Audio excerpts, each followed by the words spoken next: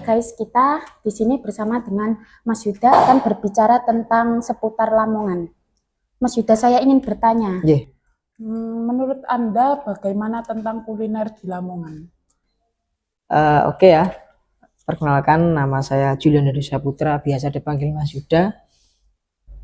Berbicara terkait dengan kuliner yang ada di Lamongan, ini kalau menurut saya sangat beragam dan sangat banyak. Kalaupun kita sebagai orang Lamongan asli, yang pasti tidak asing dengan yang namanya sego boran atau nasi boran, karena di Lamongan sudah menjamur, di mana-mana pasti ada sego boran atau nasi boran ini. Nah, selain nasi boran juga di Lamongan banyak terdapat kuliner yang berkuah juga. Salah satunya ya Soto Lamongan. Soto Lamongan ada ya. Soto Lamongan. Kalau rawon itu termasuk Lamongan apa enggak ya kira-kira ya? Mas termasuk ya? Enggak. Berarti kalau yang familiar dengan kuah ini adalah soto Lamongan. Karena kalau saya pernah meneliti soto-soto yang ada di kabupaten-kabupaten lain, itu ada soto, cuma yang di Lamongan ini ada kecapnya. Ciri khasnya seperti itu. Jadi soto di Lamongan ini ada sedikit kecap. Yang kayak soto Betawi dan lain sebagainya, soto daging di Madura itu sotonya tidak ada kecapnya. Jadi kalau ciri khas di Lamongan ini menggunakan kecap. Itu kalau berbicara mengenai soto. Kalau kita berbicara nasi boran itu sangat banyak, karena di Lamongan sendiri, terkhusus di kabupaten atau kotanya, itu di sebelah pendopo kantor bupati, alun-alun itu banyak sekali penjual-penjual nasi boran yang menjualkan dagangannya di trotoar yang ada di alun-alun, sekitar alun-alun, juga di depan Plaza Lamongan. Nah, Plaza Lamongan ini juga di depan kereta api atau stasiun Lamongan, seperti itu. Lalu selanjutnya tentang pariwisata di Lamongan, menurut Mas Yuda bagaimana? Sebelumnya saya tak minum dulu ya, biar nyantai. Monggo.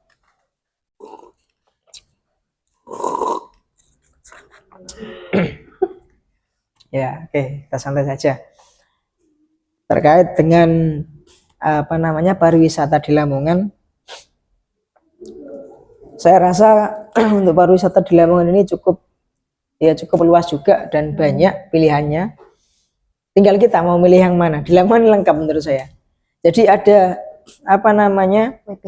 WBL juga, itu kalau di pantai pesisir area utara itu kan wisata yang untuk keluarga ya, untuk anak-anak itu juga bagus. Kalau kita mau berbicara pariwisata religi atau wisata religi juga ada Sunan Derajat kalau di Lamongan ya, tempatnya di sebelah WBL juga, di area-area WBL sana. Ada juga makam Sunan Kemantren atau Syekh Maulana Ishaq lah, itu juga termasuk wisata religi di Lamongan. Jadi kita tinggal memilih mana yang wisata menurut kita ini ingin kita datangi. Jadi kalau kita ingin sekedar melepas lelah, sekedar have fun, mungkin bisa di WBL, Gua Maharani, atau wisata air pemandian Brumbon itu juga ada. Kalau kita ingin mempertajam batin kita, mempertajam spiritual kita bisa memilih wisata religi yang ada di Lamongan, yakni Sunan Kemantren atau Syekh Maulana Ishaq dan Raden Qasem atau Sunan Derajat. Kalau di Lamongan itu yang paling terkenal. Dan ada lagi yang namanya di daerah kecamatan dekat, kalau nggak salah itu ada yang namanya makam Sunan Deket atau Mbah Sinuwun. Itu masih termasuk saudaranya Sunan Derajat kalau nggak salah, masih termasuk anaknya Sunan Ampel, tapi dari ibu yang berbeda. Yang di Sunan Deket, yang di dekat di Sunan Deket itu.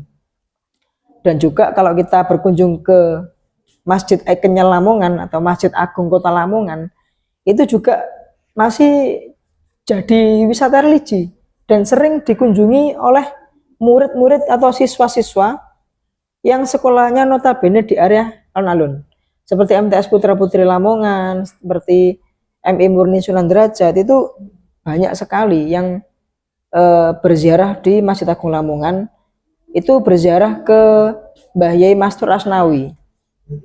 Mbah Yai Master Asnawi ini apa namanya, salah satu kiai sepuh Lamongan, juga pendiri Masjid Agung Lamongan bersama Mbah Yai Mahmud. Itu yang sejarahnya kalau tidak salah dari Bojonegoro terus apa namanya ke Mekah bersama-sama Mbah Yai Master Asnawi, kembali ke Lamongan lagi untuk berdakwah seperti itu.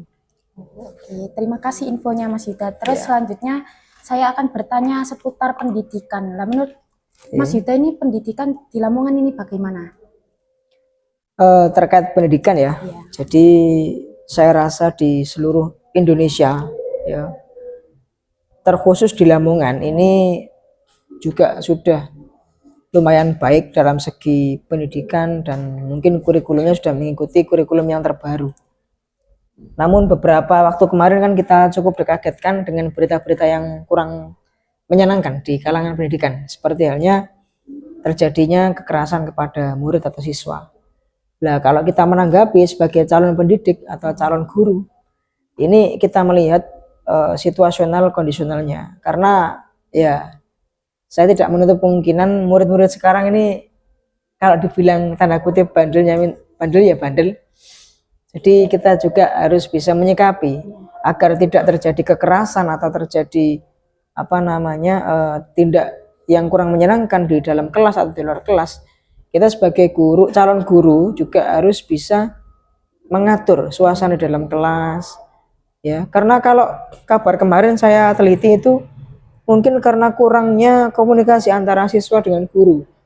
Sedangkan guru ini salah paham mungkin. Setelah itu langsung melakukan tindakan kekerasan. Ya, itu yang harus kita apa namanya kita jaga, kita olah di dalam kelas. Karena pembelajaran sebetulnya adalah pembelajaran perilaku atau sopan santun, tindak tanduk. Karena kalau kita berbicara terkait materi ini tidak selalu kita mengunggulkan materi tersebut. Karena yang kita unggulkan adalah perilaku atau karakter seorang murid atau sopan santunnya kita atur, kita jaga, dan kita tata. Karena percuma kalau kita mencetak generasi-generasi yang pintar namun nol akhlak, nol karakter, nol perilaku. Itu menurut saya juga kurang baik sebetulnya. Jadi lebih baik kita mendasari mereka dengan fondasi karakter yang baik, mental-mental apa namanya mental-mental yang baik, dan nanti outputnya juga kemungkinan bisa mencetak generasi-generasi yang kuat dan mempunyai akhlak seperti itu di kalangan pendidikan.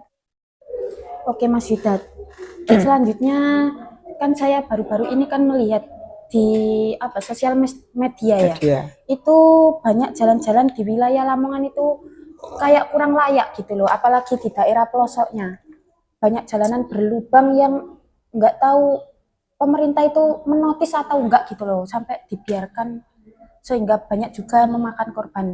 Terus menurut Mas Yuda bagaimana? Ya oke ya, kalau kita berbicara tentang infrastruktur jalan yang ada di Lamongan, saya rasa pemerintah sudah bekerja secara maksimal, juga pihak-pihak terkait yang mengenai tentang pembangunan jalan, infrastruktur daerah dan lain sebagainya. Ya mungkin memang kalau kita berbicara mengenai kinerja mungkin sudah bagus, namun pasti tidak akan bisa langsung seperti itu. Jadi mungkin itu masih tahap tahap pengajuan anggaran atau tahap pengajuan jalan-jalan mana yang menjadi titik-titik pembangunan di Kabupaten Lamongan seperti itu. Ya seperti halnya dengan di desa saya sendiri, itu akses jalan kecamatan ke desanya itu ya kalau dibilang parah ya masih parah. Itu sudah kurang lebih 10 tahunan. Seperti itu 10 tahunan. Sebelumnya sudah pernah dibangun, cuman diuruki saja, semacam pedal itu ya, pedal, terus di paving juga pernah, terus tapi sekarang rusak lagi. Itu hampir 10 tahunan. Jadi kalau menurut saya ya tidak bisa langsung seperti itu. Juga pemerintah ini sudah maksimal gitu loh.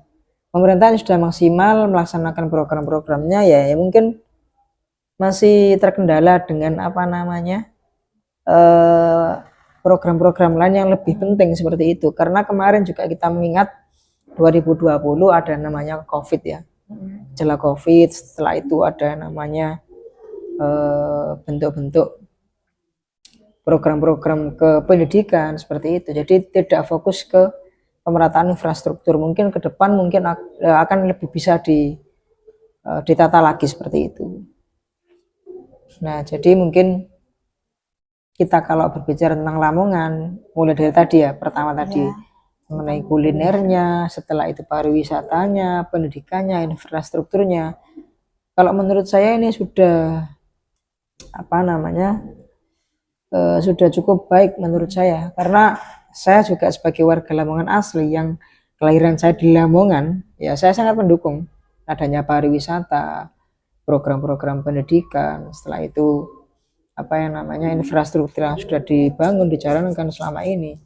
Ya kita tinggal mensupport saja bagaimana kinerja pemerintah yang bersinergi dengan pihak-pihak terkait ya, tadi ke dinas pariwisata, dinas untuk ya pendidikan, dinas yang menangani pembangunan jalan, itu kita tinggal support saja. Ya tetap kita mengadakan yang namanya pengawasan terhadap pemerintah, karena kita sebagai masyarakat juga berhak memberikan masukan, memberikan saran, memberikan kritik untuk menjadi yang lebih baik lagi. Jadi kalau kita sebagai masyarakatnya hanya diam, menerima menerima hal yang kurang baik bagi kita khususnya, itu juga tidak bisa dijalankan seperti itu. Karena kita sebagai masyarakat juga harus mengkondisikan yang namanya pemerintah itu seperti apa melalui dewan-dewan perwakilan rakyat daerah. Karena tugasnya Dewan Perwakilan Rakyat Daerah juga menyampaikan aspirasi dari rakyat kepada pejabat seperti itu.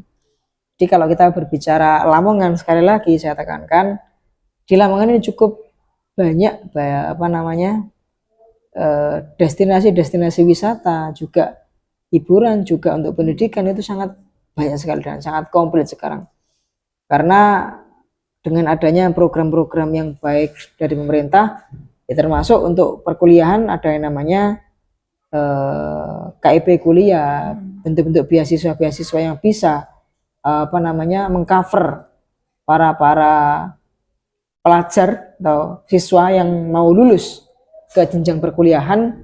Di Lamongan ini sudah ada yang namanya program-program semacam itu, dan itu tidak lepas dari usulan-usulan Bapak Ibu guru yang mengusulkan selama ini yang akan dikabulkan dan direalisasikan kepada sebagian calon mahasiswa yang berkenan mendapatkan program-program tersebut. Itu menurut saya sangat bagus sekali. Ya mungkin Mbak Tia sendiri juga merasakan efek yang ditimbulkan pada program-program tersebut. Jadi kita sebagai mahasiswa juga bisa lebih berkembang, fasilitas-fasilitas kampus juga bertambah juga, berkembang juga, terupdate seperti itu dengan kurikulum-kurikulum yang ada atau menyesuaikan dengan kurikulum yang berjalan sekarang. Saya minum dulu ya, agak misalnya biar santai.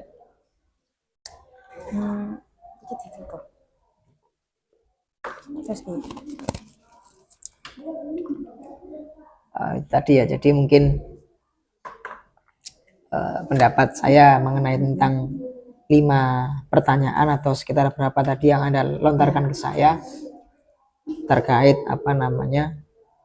kuliner, pariwisata, pendidikan, dan infrastruktur yang ada di Lamongan. Jadi Lamongan ini sangat-sangat luar biasa. Kalau kita mau mengulik secara rinci bagaimana tentang keberagaman tadi yang ada di Lamongan. Oke Mas Yuda, perbincangan kita kali ini sangat menarik sekali.